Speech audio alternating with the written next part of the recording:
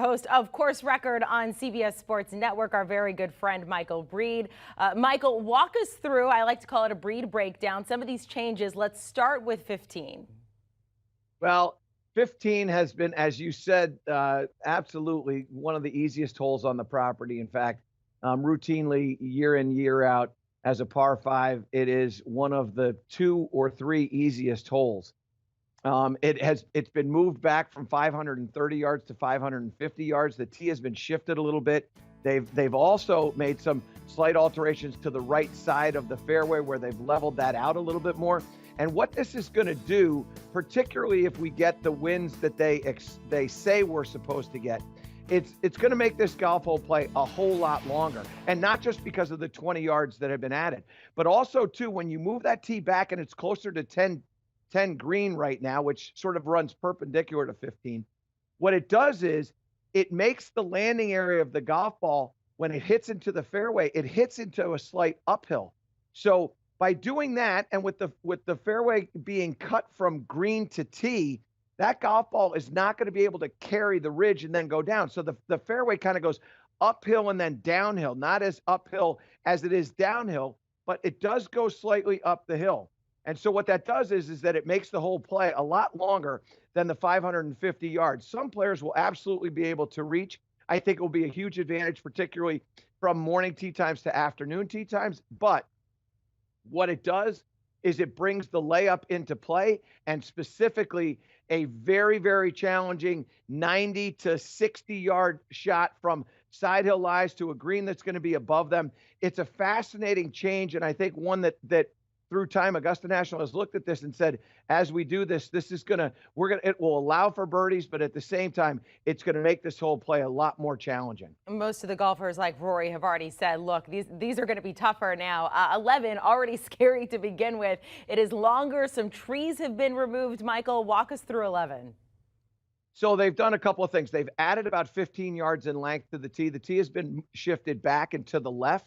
They've opened up some trees and the fairway has gotten a little bit wider on the right-hand side, but they have kept 3 very important trees down the right-hand side. So if you hit it in the fairway down the right-hand side, it doesn't mean that you're necessarily going to have a clean look to this green. But one of the most interesting things that has taken place with the alteration to this hole is the right side of the property there on that green and then off the green to the right have been altered tremendously. The right side of the green has been lifted up a little bit. That's going to create a little bit more break from right to left and a faster shot down towards that pond on the left-hand side if you miss this shot to the right and you're pin high. To that end, they've also, in that lifting up, they've lowered that area on the collection area on the right-hand side. And now that green used to be about, say, 1.5 feet or so above the area where you're going to be chipping or pitching from. Now it's going to be something like 4 or 5 feet, depending upon where the hole location is and where the golf ball is. This shot will be much more challenging, and it's going to add an additional shot that players are going to have around this property to be successful. Ben Hogan, when he won, and he won in 1953, he talked about the keys to playing the 11th hole. And what he said was, if you find me on the green at hole number 11, I've pulled the shot. You want to play that shot to the front right portion of that area, that collection area. That's a very benign little chip or pitch that you'll have to that hole location. If you get hole high there, you have your hands full. This hole, which is traditionally one of the hardest holes on the golf course, became what I think will be the hardest hole on the golf course at Augusta National and the Masters this week. Okay, Michael, it's Thursday. You're walking up to 11. How do you approach it then? Give us a demo. Well, the first thing that you're going to do is you're going to have a little religious experience and you're going to try to appeal to God's. That's what you're going to do. But then what you're going to do is you're going to realize that, you know what, you're probably going to have this shot because you don't want to hit your ball into the pond that's on the left-hand side. You're probably and likely going to have a little pitch shot because hitting this green is not an easy thing to do. And so what we have to be able to do is we have to be able to hit a shot that has a little trajectory to it, but it has a little bit of spin.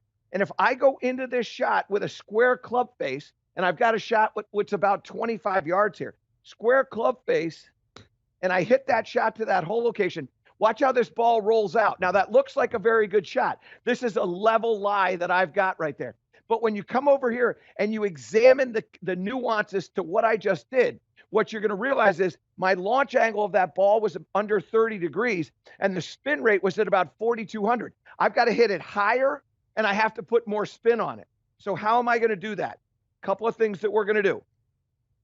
Take this club face and we're going to open it up tremendously. When you open up a sand wedge, and I've got my lob wedge here, when you open up this club, it doesn't necessarily mean the ball's going to go to the right. It means that it's got a chance to go up in the air. But what it really has is a chance to spin the ball a little bit more. So that's the first thing that we're going to do. Open up that club face. Then I want to be able to make a little body motion with the club coming into the ball, sort of along the ground instead of stabbing it into the ground. I want it to come into the ground that way. So we open this up.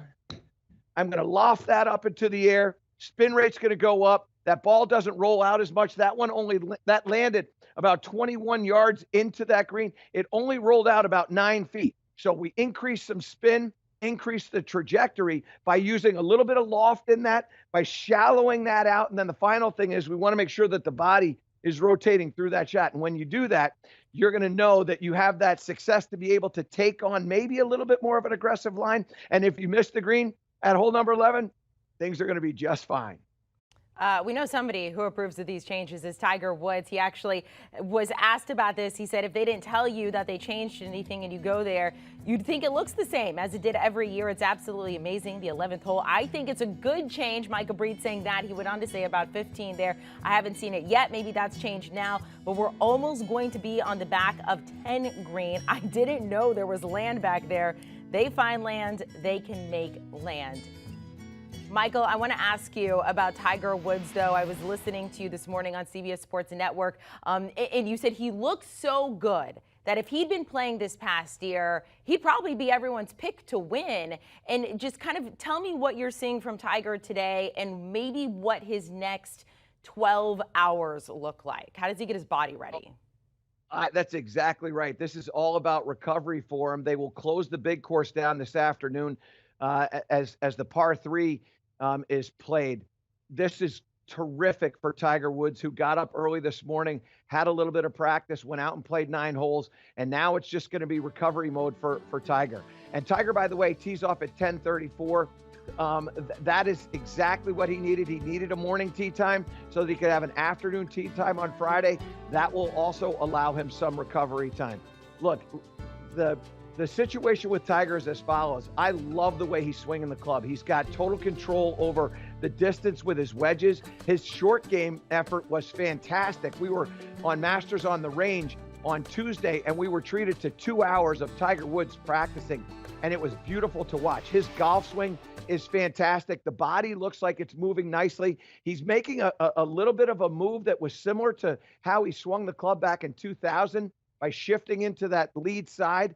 He's got plenty of club head speed. The ball speed at times was up as high as 176. He was carrying the ball right around 300. When you look at all these numbers that are important to be successful at Augusta National, he's got them all. The only question that you have is physically, is he going to be able to walk the golf course? What's fascinating is this. This is a 46-year-old body. This is a body that has gone through so many surgeries, it's hard to even keep track of.